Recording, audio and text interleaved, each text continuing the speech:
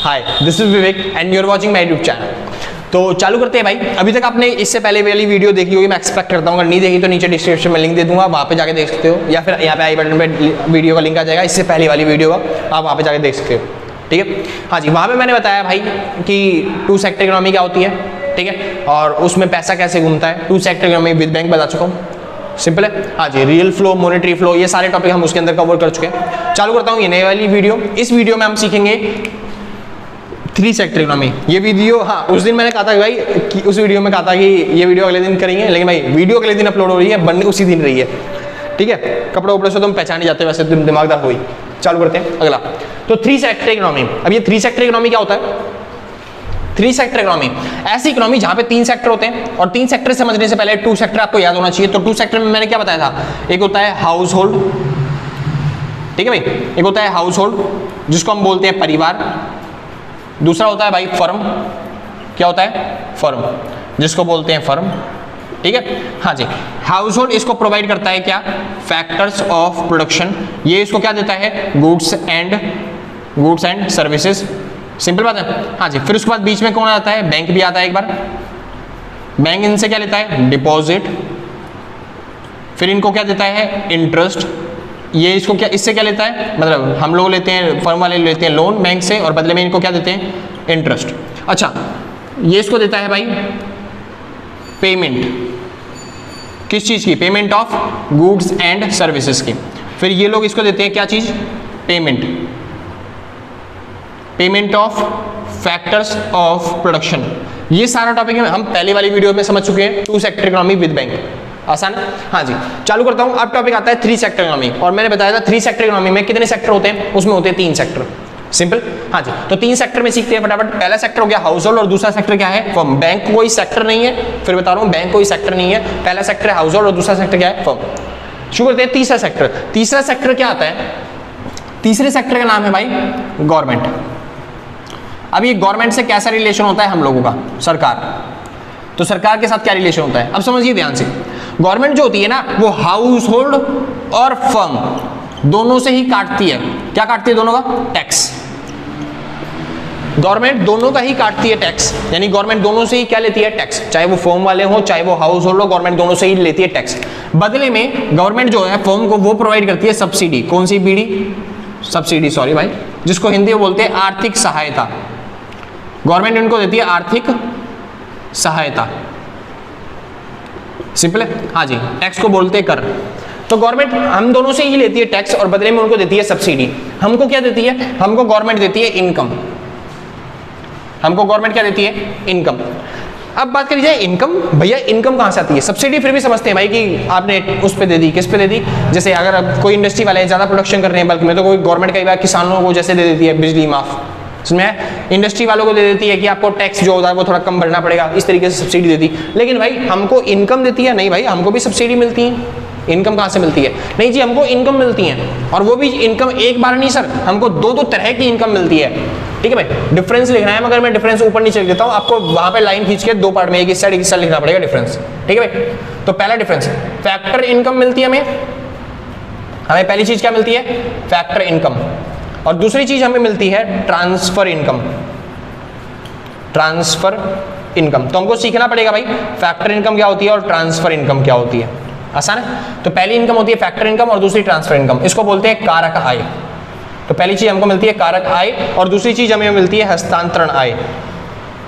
हस्तांतरण आय, सिंपल भाई, एक बार देख लूं।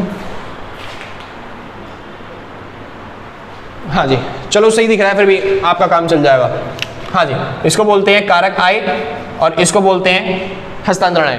फैक्टर इनकम और ट्रांसफर इनकम आसान है। हाँ जी, तो आपको सीखना है कि फैक्टर इनकम क्या होती है या फिर ट्रांसफर इनकम क्या होती है, इसके बारे में सीखते ही आपका टॉपिक खत्म। चालू करें, ये तारीफ उलझ जाती है कुछ ज्यादा। तो फैक्टर इनकम क्या होता है, ट्रांसफर इनकम क्या होती है, उसके बाद में बात करते हैं। चालू करें। हाँ जी, अभी फैक्टर इनकम क्या होती है? फैक्टर इनकम क्या होती है? ऐसी इनकम जो टू साइडेड होती है। क्या होती है? Two sided. पहला डिफरेंस क्या बनेगा? ये इनकम होती है टू साइडेड, और ये क्या होती है? ये ऐसी इनकम होती है जो क्या होती है? One sided. ये क्या होती है? ऐसी इनकम जो वन साइडेड होती है। अब भैया ये वन साइडेड और टू साइडेड मतलब क्या है? फैक्टर इनकम हमेशा टू साइडेड होती है और ट्रांसफर इनकम हमेशा वन साइडेड होती है। फॉर एग्जांपल के तौर पे अब देखिए, फैक्टर इनकम कौन सी इनकम होती है? जो टू साइडेड होती है। पहले आपने गवर्नमेंट को कुछ दिया, बदले में गवर्नमेंट आपको कुछ दे रही है, इसको बोलते हैं two sided income. Two side मतलब पहले आप गवर्नमेंट को कुछ दे रहे हो, वन साइड हो गया, फिर गवर्नमेंट आपको कुछ दे रही है, तो उसको बोलते हैं टू साइडेड इनकम। आसान है। जैसे गवर्नमेंट एम्प्लॉइज पहले गवर्नमेंट के लिए सर्विस प्रोवाइड कर रहे हैं, लोगों के लिए काम कर रहे हैं, सिंपल बात है, फिर गवर्नमेंट उनको सैलरी दे रही है, तो ये हो गई टू साइडेड इनकम। आसान है। पहले वो गवर्नमेंट के लिए काम करते हैं, बदले में गवर्नमेंट उन्हें कुछ देती है, तो ये हो गई टू साइडेड इनकम। यानी इन इनकम को क्या बोलेंगे? इन इनकम को बोलते हैं फैक्टर इनकम, कारक आय। आसान। वन साइडेड इनकम क्या होती है? ट्रांसफर इनकम क्या होती है? ऐसी इनकम जिसके लिए गवर्नमेंट के लिए आपको कुछ नहीं किया, आपने गवर्नमेंट के लिए कुछ नहीं किया, बदले में फिर भी गवर्नमेंट आपको पैसा दिए जा रही है। सिंपल है। फॉर एग्जाम्पल आपने नाम सुना होगा सर, जैसे कि सब्सिडी, एग्जाम्पल के तौर पे अगर लियो तो क्या हो जाएगा? सब्सिडी।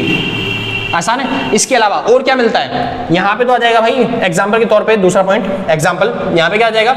सैलरी।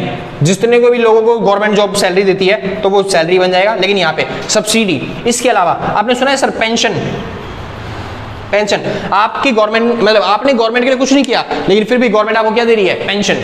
सिंपल बात है। इसके अलावा आपने और भी चीजें सुनी होंगी, जैसे कि गवर्नमेंट आपको बेफालतू में कुछ चीजें देती है, जैसे कई बार होता है स्कॉलरशिप, स्कॉलरशिप कई बच्चों को मिल रही है। क्या गवर्नमेंट के लिए आपने कुछ नहीं किया? कुछ किया गवर्नमेंट के लिए आपने? देखिए कुछ बच्चे होते हैं 80% ला रहे हैं, 90% ला रहे हैं, तो गवर्नमेंट उनको छूट देती है, स्कॉलरशिप देती है किसी चीजों पे, या फिर उनको प्रमोट करती है आगे। क्या गवर्नमेंट के लिए कुछ किया? ये जो आपको कर रहे हो अब वो अपने भविष्य के लिए कर रहे हो। 80% 90% जो ला रहे हो आप अपने नंबर लेके आ रहे हो। आसान है। क्या गवर्नमेंट के लिए कुछ कर रहे हो? नहीं जी, आप गवर्नमेंट के लिए कुछ नहीं कर रहे, फिर भी गवर्नमेंट आपको क्या दे रही है? स्कॉलरशिप दे रही है। सिंपल बात है। वो अपने लिए कर रहे हो आप जो भी कर रहे हो, गवर्नमेंट के लिए कुछ नहीं कर रहे, फिर भी गवर्नमेंट आपको क्या दे रही है? स्कॉलरशिप। इस तरह की इनकम को बोला जाता है one sided income, transfer income, जैसे कि पेंशन, सब्सिडी और स्कॉलरशिप। पेंशन जैसे कि आप एग्जांपल लेके चलो, old age pension, old age जो पेंशन है, अब ये पेंशन जो मिलती है वो किसको मिलती है? जो भी बुढ़े हो जाते हैं इंसान, सिंपल बात है, जो 60 साल से ऊपर वाले हैं। अब वो लोग उन्होंने क्या किया गवर्नमेंट के लिए? कुछ किया नहीं जी, उन्होंने कुछ नहीं किया, बस वो अपनी उम्र के हिसाब से, हर कोई इंसान बुढ़ा होता है तो वो भी बुढ़े हो गए, इस वजह से उनको क्या मिल रही है? पेंशन मिल रही है। आसान है। तो इस तरह की इनकम को बोला जाता है ट्रांसफर इनकम, जिसके लिए गवर्नमेंट के लिए आपने कुछ नहीं किया, बस गवर्नमेंट आपको दी जा रही है, गवर्नमेंट आपको पैसे दिए जा रही है। जैसे कि भाई विधवा पेंशन, कभी सुना है आपको मिली है कभी विधवा पेंशन? सॉरी भाई, आपकी एज अभी छोटी होगी। हाँ जी, तो विधवा पेंशन जैसे आप जिसको मिलती है भाई, तो वो क्या होती है? क्या उन्होंने कुछ किया गवर्नमेंट के लिए? नहीं जी, उन्होंने गवर्नमेंट के लिए कुछ नहीं किया, बस आपको पैसे मिले जा रहे हैं। बस करना क्या आपको अपने पति या फिर पत्नी को मार देना है, बस आपको पेंशन मिलती रहेगी। आसान भाई। हाँ जी, आगे चले, यही करना होता है, बस आपको मिलती रहेगी पेंशन। तो ये ट्रांसफर इनकम होती है। लेकिन एक चीज ध्यान से समझना भाई, फिर बच्चे बाद में कमेंट करेंगे गलत पढ़ा रहे हैं मास्टर। सुनिए ध्यान से, ये जो मैंने पेंशन बताया, एक्चुअल में जो वैसी पेंशन होती है वो इसमें नहीं आती, वो पेंशन इसमें आती है, पेंशन इसमें आती है। क्योंकि क्या होता है, जब भी आप किसी के लिए कुछ काम करते हो, आपने पूरी जिंदगी उसके लिए काम किया है, एंड में जाके वो आपका पैसा जो होता है वो आपको पेंशन के रूप में मिलता है। सिंपल बात है। आपने पूरी जिंदगी काम किया, तब आपको वो वाली पेंशन मिलती है जो नॉर्मल पेंशन होती है, जो लोगों को मिलती है बुढ़ापा, मतलब कि 60 साल के रिटायरमेंट के बाद। ओल्ड एज पेंशन नहीं कह रहा, ये अलग ही पेंशन होती है कि आपने किसी कंपनी के लिए, किसी इंप्लॉयज के लिए, किसी गवर्नमेंट के लिए पूरे साल काम किया जिंदगी में, वो थोड़ा थोड़ा पेंशन के लिए पैसा आपके सैलरी में से काटती जाती है और उसे इकट्ठा करके बुढ़ापे में आपको देती है पेंशन के तौर पर। आसान है। हाँ जी, तो ये होती है पेंशन, जो कि क्या कहलाती है? Factor income. क्योंकि इसके लिए गवर्नमेंट, मतलब इसमें आपने दूसरे के लिए काम किया है, यानी आपने उसको कुछ दिया है। तो फैक्टर इनकम क्या होती है? ऐसी इनकम जो टू साइडेड होती है, और ट्रांसफर इनकम ऐसी इनकम जो वन साइडेड होती है। और हर बार जरूरी नहीं है कि गवर्नमेंट के लिए ये चीजें हो। जैसे कि फॉर एग्जाम्पल रेंट, ये भी क्या होता है? फैक्टर इनकम होता है। रेंट भी क्या है? Factor income. मान लो आपने किसी की जमीन यूज करी, तो बदले में आपको क्या दे रहे हो? उसको रेंट दे रहे हो। तो पहले आपने उससे जमीन ली, बदले में आपने उसको रेंट दिया, ये भी क्या बन गई? Factor income. तो जरूरी नहीं है खाली गवर्नमेंट के लिए हो, आम जनता पे भी ये नियम लागू होता है फैक्टर इनकम और ट्रांसफर इनकम का। सिंपल बात है। तो तीसरा डिफरेंस क्या बन गया? तीसरा डिफरेंस बन गया, इसके लिए हम फैक्टर्स ऑफ प्रोडक्शन का यूज करते हैं, लेकिन इसमें हमको फैक्टर्स ऑफ प्रोडक्शन का यूज करने की जरूरत नहीं पड़ती। आसान है भाई। यानी कि फैक्टर्स ऑफ प्रोडक्शन का, उत्पादन के कारकों का यूज यहाँ पे करते हैं, तभी हमको, यानी एक बार फैक्टर्स ऑफ प्रोडक्शन लेते हैं, बदले में उनको क्या देते हैं? इनकम देते हैं। लेकिन यहाँ पे ऐसे उनसे चीजों की यूज करने की जरूरत नहीं होती। लास्ट चलते हैं भाई, चौथा डिफरेंस। पेपर में 3 से 4 नंबर का आता है ये वाला क्वेश्चन भाई। हाँ जी, ध्यान से समझ लो फैक्टर इनकम और ट्रांसफर इनकम में डिफरेंस का। तो 4 नंबर का मतलब सॉरी चौथा पॉइंट, चौथा पॉइंट क्या है? मोस्ट इंपॉर्टेंट टॉपिक है। जब हम नेशनल इनकम पढ़ेंगे ना, चैप्टर नंबर 4 नेशनल इनकम पढ़ेंगे, उस टाइम पे यूज होगा कि नेशनल इनकम में हम हमेशा फैक्टर इनकम को जोड़ते हैं, यानी कि इसको शामिल करेंगे। कभी भी नेशनल इनकम के अंदर ट्रांसफर इनकम को शामिल नहीं किया जाता। चौथा पॉइंट क्या है? फैक्टर इनकम को नेशनल इनकम में शामिल किया जाता है और ट्रांसफर इनकम को नेशनल इनकम में शामिल नहीं किया जाता। आसान भाई, ये तार कुछ ज्यादा लड़ रही है भाई। हाँ जी, कुछ बंदोबस्त करना पड़ेगा क्या। तो भाई फैक्टर इनकम में नेशनल इनकम को शामिल किया जाता है, लेकिन ट्रांसफर इनकम में नेशनल इनकम को शामिल नहीं किया जाता। तो ये दो तरह की इनकम जो होती है, जो वो गवर्नमेंट जो होती है वो हमें देती है। आसान है, इसलिए मैंने यहाँ पे लिखवाया है इनकम। आसान था। हाँ जी, आगे चालू करते हैं। बस एक छोटा सा टॉपिक रह गया, लास्ट रह गया फोर्थ सेक्टर इकोनॉमी। तो अगर फोर्थ सेक्टर इकोनॉमी आता है तो अब आपको कौन सा डायग्राम बनाना है? 3 सेक्टर में ये पूरा डायग्राम बनाना है भाई। ये नहीं बताओगे चलेगा, मगर 3 सेक्टर में पूरा डायग्राम बनाना है आपको। आसान है। हाँ जी, जब आपको डिफरेंस पूछी जाए तब आपको डिफरेंस बताने हैं, इन दोनों में डिफरेंस क्या होंगे 3 से 4 नंबर में। लेकिन अगर आपसे पूछा है 3 सेक्टर इकोनॉमी बताइए तो आपको बस ये पूरा डायग्राम बना देना है। बात करते हैं फोर्थ सेक्टर इकोनॉमी। तो फोर्थ सेक्टर इकोनॉमी क्या होती है? ऐसी इकोनॉमी जिसमें कितने सेक्टर होते हैं? 4। तो 4 सेक्टर में 1, 2, 3 सेक्टर हो चुके हैं। चौथा सेक्टर जिसका नाम आता है भाई rest of the world. Hindi वालों के लिए इसको बोलते हैं भाई शेष विश्व, यानी अपने देश को छोड़ के बाकी सारे देश, अपने देश को छोड़ के, अपने विश्व को छोड़ के बाकी सारे जितने भी देश बचे उसे क्या बोलते हैं? शेष विश्व। आसान है, कोई दिक्कत नहीं ना। हाँ जी, यानी कि मैं विदेशों की बात कर रहा हूँ डायरेक्टली, आप कह सकते हो ये क्या है? विदेश, अब्रॉड। अब देखो विदेशों से क्या ताल्लुकात होते हैं हमारे, हम विदेशों से क्या लेन देन करते हैं, समझिए ध्यान से। हाउस होल्ड, सबसे पहले बताया था हाउस होल्ड का काम क्या होता है? खाना पीना, चिल करना, फंड करना। हाँ जी, तो जो खाने पीने की चीज इनको अपने देश में नहीं मिलेगी, ये लोग कहां से मंगाएंगे? ये लोग मंगाएंगे विदेशों से। यानी कि हाउस होल्ड वाले क्या करते हैं? ये लोग करते हैं इंपोर्ट, यानी कि ये लोग क्या करते हैं? आयात। और बदले में ये लोग उनकी क्या करते हैं? पेमेंट। किस चीज की पेमेंट? इंपोर्ट की पेमेंट। यानी कि ये लोग क्या करते हैं? भुगतान। आसान भाई। हाँ जी, अच्छा फर्म का काम क्या होता है? माल बनाना और उसे बेचना। तो जो माल उनका अपने देश में नहीं बिकेगा, जो माल फर्म का, जो प्रोडक्ट अपने फर्म का अपने देश में नहीं बिकेगा, वो कहाँ पे बेचेंगे? विदेशों में जाके। यानी कि फर्म वाले क्या करते हैं? एक्सपोर्ट। विस्फोट नहीं भाई, एक्सपोर्ट। हाँ जी, बदले में ये लोग क्या देते हैं हमें? ये लोग देते हैं हमें पेमेंट। ये लोग यानी कि विदेशी इंसान हमें क्या देते हैं? वो लोग एक्सपोर्ट का बनने के बदले में हमें पेमेंट देते हैं। आसान? कुछ पूछना है अभी तक? हाँ जी, अगर किसी को डाउट होता है तो नीचे कमेंट में डाल देना अपने डाउट्स, मैं देख के चेक करके उसके रिप्लाई जल्दी से जल्दी देने की कोशिश करूंगा। ठीक है, तो भाई इतना टॉपिक था, ये था fourth sector economy, 4 sector economy. अगर ये क्वेश्चन आता है तो आपको पूरा डायग्राम बनाना पड़ेगा। जल्दी से नहीं आता क्वेश्चन, लेकिन अगर आ गया तो बनाना पड़ेगा। ठीक है, और साथ में इसकी डेफिनेशन और लिख देना, यानी कि चारों सेक्टरों की डेफिनेशन। थोड़ा सा भाई जगह प्लाट कहाँ पे काटते हैं, थोड़ी सी जगह यहाँ पे ले लूँ। हाँ जी, अब आपको चारों सेक्टर की डेफिनेशन और लिखनी पड़ेगी इनके साथ साथ एक्सप्लेन करने के लिए। तो हाउस होल्ड क्या होता है? एक ऐसा सेक्टर होता है जो फैक्टर्स ऑफ प्रोडक्शन प्रोवाइड करता है किसको? फर्म को, और उनसे क्या रिसीव करता है? Goods and services. तो आप डेफिनेशन बनाओगे household it is a sector वो provides factors of production to firm and receives goods and services. यानी कि एक ऐसा सेक्टर जो उत्पादन के कारक प्रोवाइड करता है किसको? किसको प्रदान करता है? फर्म को, और उनसे क्या लेता है? वस्तु और सेवाएं। आसान है। तो इस तरीके से आप डेफिनेशन बना सकते हो इन चारों सेक्टरों की। जैसे कि फर्म की डेफिनेशन बनानी हो, इट इज ए सेक्टर वो provides goods and services to household and receives factors of production. आसान है। जो यह वह क्षेत्र है जो क्या करता है? वस्तु और सेवाएं देता है किसको? हाउस होल्ड को, और उनसे क्या लेता है? उनसे लेता है उत्पादन के कारक। कोई दिक्कत तो नहीं भाई, आसान था ना। हाँ जी, तो ऐसे तरीके से आप चारों की डेफिनेशन लिखते हो। यहाँ पे आपको लिखनी पड़ेगी पहली डेफिनेशन, दूसरी डेफिनेशन, तीसरी डेफिनेशन, चौथी डेफिनेशन। जो जितने सेक्टर की इकोनॉमी वो बोलता है उतने सेक्टर का डायग्राम बना देना है और आपको उतने सेक्टर की डेफिनेशन देनी है। आसान है। अब भाई पेपर वाले को फिर पता चल गया कि आप लोग कहाँ से समझ रहे हो, आप लोग सीख रहे हो विवेक इकोनॉमिक्स से। ठीक है, और विवेक इकोनॉमिक्स ने ये पूरा टॉपिक आपको करवा दिया, मतलब पूरा चैप्टर आपको ऐसे ही समझा दिया है बहुत बढ़िया तरीके से। अब पेपर वाला क्या करेगा? उसको पता चल चुका कि आप वहां पे पढ़ रहे हो। हाँ जी, सच में। और वो क्या करेगा? पेपर वाला थोड़ा सा क्वेश्चन को घुमाएगा, ज्यादा नहीं, थोड़ा सा क्वेश्चन को घुमाएगा। वो किस तरीके से घुमाएगा?